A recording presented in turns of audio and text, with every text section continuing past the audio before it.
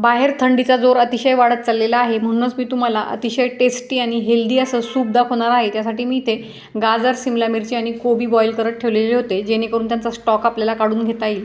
कढाईमध्ये मी तेल गरम करून घेतलेले आहे, त्यात आपल्याला 1 चमचा आलं आणि लसूण किसून घ्यायचं आणि ते चांगलं परतून घ्यायचं आहे। तुमच्या आवडीच्या भाज्या तुम्ही इथे वापरू शकतात। मी इथे कोबी, गाजर आणि शिमला मिरची किसून घेतलेली आहे, ते आपल्याला तेलामध्ये व्यवस्थित परतून घ्यायचे। चवीपुरतं आपल्याला यात मीठ टाकायचे। त्याचबरोबर 1 चमचा मी इथे काळी मिरीची पुडही टाकून घेतलेली आहे।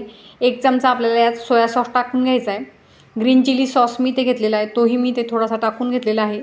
आपल्याला तिखट थोडं कमीच करायचं आहे, जेणेकरून मुलं ते पितील। तर आता यामध्ये मी 1 टेबलस्पून एवढं कॉर्नफ्लोअर घेऊन त्यात पाणी टाकून त्याची स्लरी बनवून घेतलेली आहे। ती स्लरी आपल्याला यात टाकायची आहे, जेणेकरून आपलं जे सूप आहे ते छान असं दाटसर बनतं। अगदी मार्केट स्टाईल हे सूप बनतं। तुम्ही एकदा हे बनवलं, तुम्ही मार्केटचं सूप बिलकुल विसरूनच जाल। यात मी थोडासा टेस्टसाठी टोमॅटो केचपही टाकून घेतलेला आहे आणि 10 मिनिट छान असं बॉईल करून आपलं सूप इथे बनवून तयार आहे। रेसिपी नक्की ट्राय करा। व्हिडिओ बघितल्याबद्दल धन्यवाद।